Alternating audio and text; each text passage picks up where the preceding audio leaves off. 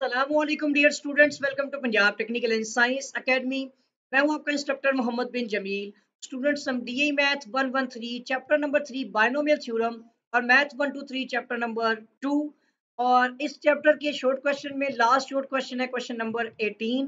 Rationalised exercise के according सारे short question करने हैं। क्वेश्चन 18 है, which term is the middle term और terms in the binomial expansion of a plus B की पावर n। अब n अगर when n is even, अगर आपका a प्लस बी की पावर n में n पॉजिटिव हो जाता है और आपको मिडिल टर्म निकालनी है, तो आपको मैंने बताया था कि टर्म्स का फॉर्मूला तो टी आर प्लस वन है। तो बेसिकली इस टर्म आर प्लस वन में आप ये जो आर प्लस वन है ना, आर प्लस वन को आप n divide by two plus one रखते हैं पॉजिटिव इंटीजर के लिए या सॉरी इवन टर्म के लिए।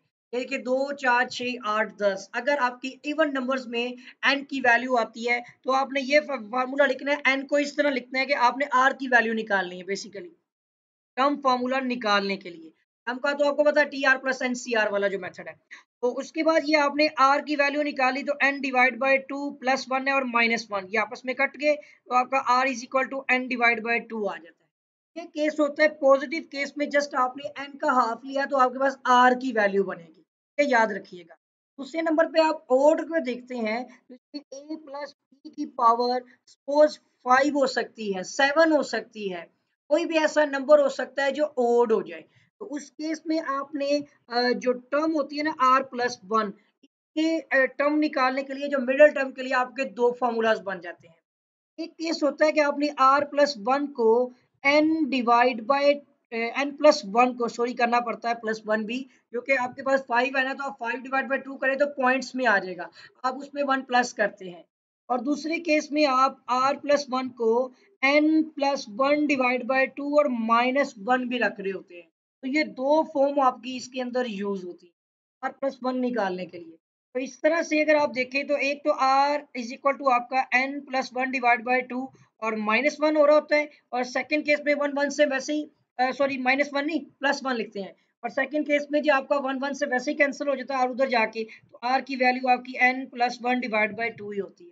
इन दो केस की मदद से जो है वो आप मिडिल टर्म जो है वो फाइंड आउट कर रहे होते हैं। बुक के मुताबिक भी अगर आंसर देखा जाए तो जो फॉर्म बनाई गई हैं मैंने आपको एक्सप्लेन करके दी, उसने भी लिखा हुआ है एक आप n plus one divide by to होता है और उसने साथ ही लिखा हुआ है एंड आपका होता है n plus one divide by to और माइनस वन। ये दोनों वैल्यूज किसकी हैं? r के लिए है। से आप r की वैल्यू फाइंड करते हैं। पॉजिटिव जो आपका इवन नंबर होता है उसको आपने जस्ट n ओवर टू करना होता है, ये शायद कि कहीं mention n over two plus one करना होता है ना, ये केस होता है वो r प्लस वन का है। लेकिन नीचे जो टर्म के फॉर्मूलेस बताए गए हैं आपको, वो आपके जो है वो इस तरह से आप मतलब यहाँ पे भी प्लस वन होता है सॉरी, ठीक है। तो इस तरह से आप जो है ना पॉजिटिव और नेगेटिव जो मतलब सॉरी इवन और ऑड आपकी जो मिडिल टर्म्स होती हैं वो आप फाइंड करते हैं। दो फॉर्मूलाज जो हमने इससे पिछले क्वेश्चन में, ये हमने जो शॉर्ट क्वेश्चन नंबर हम कर रहे हैं आई थिंक 18 कर रहे हैं ना, तो 17 जो हम ये थे 17 और 16 में, 16 में इवेंट था और 17 में ओड था, उन दोनों के फॉर्मूलाज जस्ट इसमें एक्सप्लेन। उम्मीद करता हूँ कि आपको यह है ये, और यहाँ तक हमारे शॉर्ट क्वेश्चंस कंप्लीट हो चुके हैं चैप्टर 3 के, एक्सरसाइज भी हो गई हैं और शॉर्ट क्वेश्चंस भी हो गए हैं। अच्छी तरह से प्रैक्टिस कीजिएगा।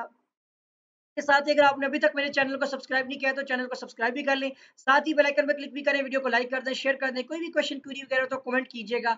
आपके साथ भी मुलाकात होगी, दुआओं में याद रखिएगा। अल्लाह हाफिज।